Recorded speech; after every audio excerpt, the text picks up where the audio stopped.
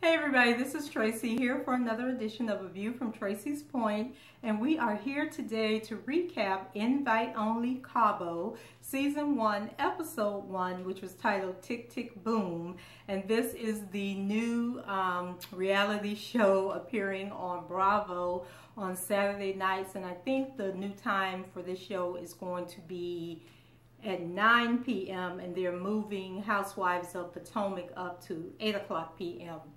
So the premise of the show was a little sketchy to me at first, but I think I actually like it. So it's one guy invites a bunch of his friends who do not know that much about each other to vacation with him in Cabo, Mexico.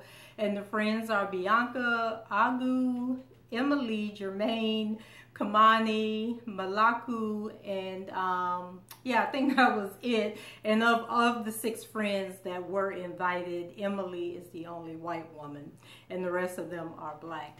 So Larry is a celebrity stylist, and the show opens with him, and he's styling Gabrielle Union, you know, the actress. He's doing her hair, and the two are talking about the fact that he works so much and he never gets away to go on vacation. So he tells her about this trip that he's planning, and Gabrielle tells him that it's going to be a hot, scary mess, but she'll be waiting for the details when he gets back off this trip. So the home that Larry rented out is gorgeous, but these rooms with these double beds in it, you know, is kind of making some trouble because, you know, you're forcing people to stay in a room with people that they don't know or have never met before. So Bianca arrives first, and she lets us know that she wants to be more than BFFs with Larry. And Jermaine comes in next, and the two of them have been besties since they were 16 years old, and they are from, they grew up together in Chicago. And if I had to guess, Jermaine is going to be the one gay friend that we seem to have on every show these days. But I could be wrong, and they could all be straight. Kimani and Larry have been friends for, I think they said 10 years, and she's a single mom and divorced. And so far, Kimani is my favorite. Bianca already, you know, when Kimani walks in, Bianca's feeling some kind of way about there being another female invited, and it just becomes so apparent, you know, that she has issues that the guys pick up on it, even if Kamani doesn't pick up on it. And then Malaku says that he and Larry grew up together and that they used to be in a boy band together. And then I got to thinking Malaku may be the gay one on the show, but you know, let me stop because maybe none of them are gay, like I said before.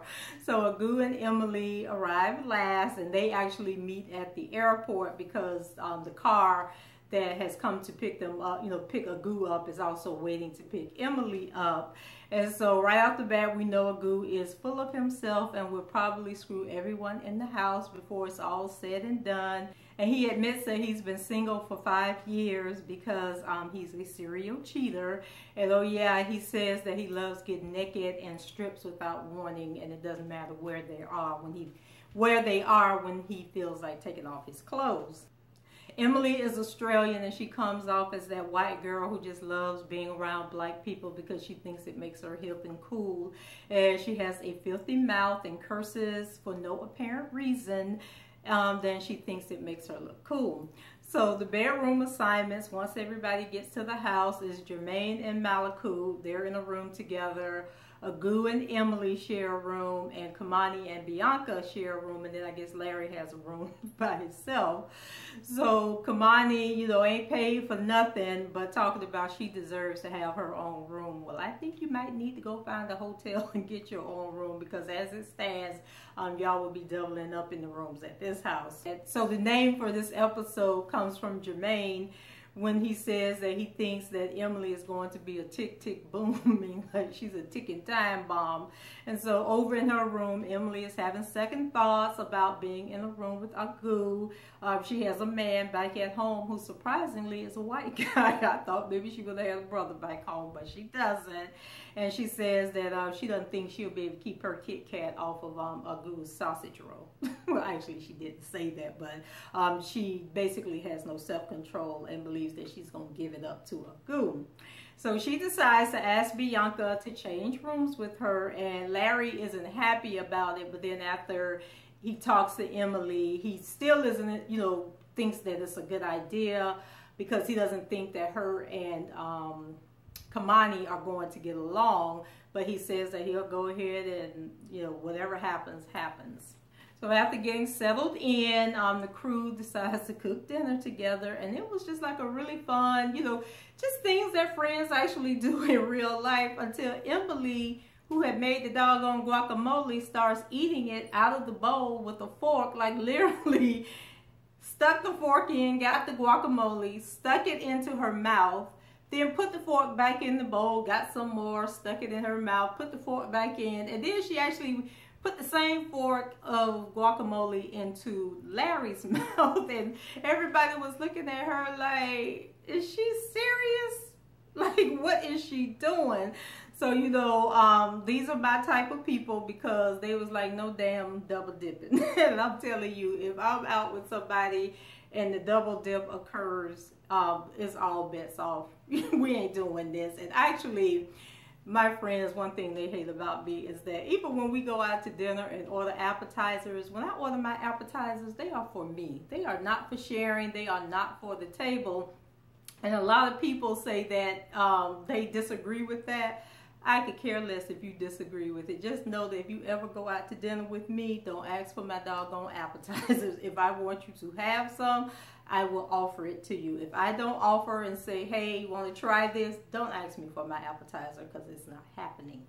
So later on, they're going out on the town, and so Kamani was wearing this bad green dress. Like, I like that dress. If I could find it, I would buy it and wear it too.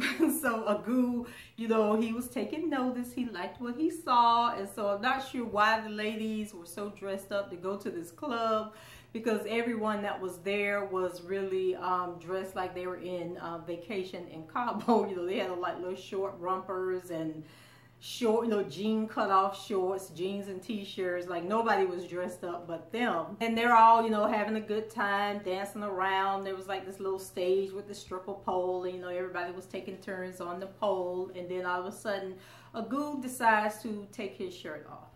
And I'm like, dude, put your shirt back on, because this is not the time or the place for this. And then we got Emily, who had on like a floor-length gown. She was like trying to get on the dang on stripper pole with a doggone gown on, and she just sliding all down the pole. She on the floor, and I'm just sitting there thinking like, okay, do you know how many people have been on that pole and on that floor, and y'all just rolling around and wilding on this dang on floor like it is nobody's business? And so everyone is trying, to figure out what's going on with Larry and Bianca. Oh, and I forgot to mention that after they, the whole incident with Emily and the guacamole, there was a scene where they all put on their swimwear. They went and got into the pool. So they were like in a circle in the swimming pool. And I think Jermaine was the only one that didn't get in the pool. He was sitting on one of the chairs lounges. So then all of a sudden, Larry told Bianca to come over to him. So she goes over to him, and then he like turns her around and backs her up to sit on him. So then everybody's like, okay, what the hell just happened? Like, what's going on? And so I just couldn't figure out what was going on. Like, did he have a hard on and he was using Bianca to cover it up, and then something happened when she sat in his lap? But nobody knew what was going on, and I don't think they ever figured out what was going on. It was just like a very awkward moment in the swimming pool. So I forgot to mention that earlier. So back to the scene at the club. Everybody's dancing around, having a good time, trying not to strip a pole and all that. And then all of a sudden, Larry and Bianca just start slobbing each other down. I mean, they were hugging and kissing. Then they were laying on that dirty, nasty floor, rolling around, kissing. And I think at one point we even saw the Spanx under her dress. And I was just like, what the hell going on here? And everybody else was looking at them like, what in the world is going on? Because first we had this awkward moment at the swimming pool, and now they are acting like they're madly in love and can't keep their hands off of one another. So Jermaine said that his mouth dropped 2 stories when he saw them on that floor kissing. So when Bianca and Larry, you know, broke apart, they go over to the bar. And so then he says that, you know, he wants to go dance on the stripper pole, and he asked Bianca to come with him, but she said she didn't want to come. So he goes and he gets up on the little stage thing, and he's dancing, and all these women come and like surround him and start dancing with him. So now Miss Bianca all in her feelings and mad because, you know, he just went from kissing her and licking her down to now, you know, he's dancing with these other women like he can't, you know, like she's not as important to him as she believes that she is. So on the ride back to the house, you know, they have 2 SUVs. So in the one SUV is Larry, Jermaine, and Maliku. And so they're trying to get to the bottom of what's going on with Larry and Bianca. And then in the second SUV was Emily, Kamani, and Aku, and Bianca. And so this dang on Emily just like remember she had on the long gown, but when she's sitting in the back of the SUV, she done pulled the gown all the way up, and then she did something where she lifted her leg and like spread her legs, and she must have forgot that she didn't have no drawers on because we just got all coochie. And Agu was even like, dang, you ain't got no underwear on, like what are you doing? So you know Kamani is just like, this ain't gonna work. And then to think that these 2 are in that room together, I'm just waiting on the fireworks to fly. So Emily is white girl ratchet. That's the only way I can put it. She and I could probably never be friends, but then again, Larry says that she's one of those people that grow on you over time. So when they get back into the house, they decide to order some pizza and, you know, stay up and drink and talk and get to know each other more. So this chick is like hacking all over the doggone place, like coughing, not covering her mouth or anything, just letting them germs fly. Y'all done seen that commercial where they say when you cough and don't cover your mouth that it can go like 6 feet out and touch everything around it. And she was sitting there with her dirty feet up on the sofa and playing, you know, digging all in her toes and stuff, and then reaching into the pizza box to get more pizza. And I'm like, no girl, no, we can never reach a level of drinking where this is okay. Like, you just don't do this. Like, people, don't play with my food. Just, oh my God, she was a trip. So the following morning, you know, Bianca shows up, and she is the jealous type, and so she's questioning, you know, Larry and the women that he was dancing with, who were just some random women that was at the club trying to have a good time. And so, you know, she's just doing too much too soon. You know, she's about to scare the man off. You know, he's finally decided that maybe he wants to give her a try, and, you know, she's about to mess it up. So, you know, just literally sucking all the energy out of the room. So Agu, you know, expresses an interest in Kamani and admits that, you know, he was really turned on by that green dress that she was wearing, and that he's also attracted to her. Thinks that, you know, she's a beautiful, strong woman, and, you know, the fact that she's holding it down as a single mother, you know, he really likes that. You know, once again, Emily, like, she has got to go. Larry needs to put her on the plane back to the United States, wherever she came from. So this chick is still coughing without covering her mouth, double dipping in the guacamole, and get this, biting her fake fingernails off and spitting them on the floor at a freaking restaurant. Like, girl, do you have no filter on you? So Kamani, we know, has no filter because she's about to get Emily straight. And so Larry wants, you know, to be the peacekeeper, but in the words of Sheree Whitfield, hell to the no, this sister needs to get told, and I need Kamani to tell her right now. So, you know, I don't know. I don't know, because Emily just didn't get it, because she kept saying, you know, they had a problem with her fingernails. And I'm like, no, girl, they don't have a problem with your fingernails. They have a problem with the fact that you're biting them off at the dinner table and spitting them out on the floor, and that you're double dipping in the doggone guacamole again. Like, what is wrong with you? You know, so she's sitting there, and Kamani's trying to tell her, you know, that Larry is a man of influence, and you know, he's not accustomed to being out in public with people that, you know, are acting as tactless as she's acting. And Emily's like, you know, trying to defend herself, and was like, you know, I hate my fingernails. I didn't like how they look, so I was biting them off. And so Kamani said that now that she got to thinking about it, it was something crunchy in her guacamole. So now she was thinking that she had bitten into one of Emily's fingernails. But you know, everybody was just appalled and turned off by her behavior, and it was just Kimani was the one that was willing to speak up and say, like, girl, you need to stop. So needless to say, I am here for this show, and one thing I loved about it was the realness of everyone, and the fact that they all seem to be exactly who they are, comfortable in their skin.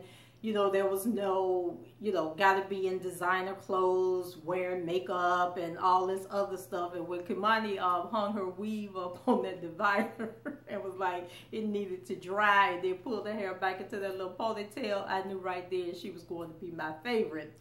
So we'll see if it lasts, and otherwise it was a good season premiere. If you saw the show, let me know what you think, and if you're going to be sticking around to check out more episodes. And until the next time, guys, I will chat with you later. Take care and have a fantastic week. Bye-bye.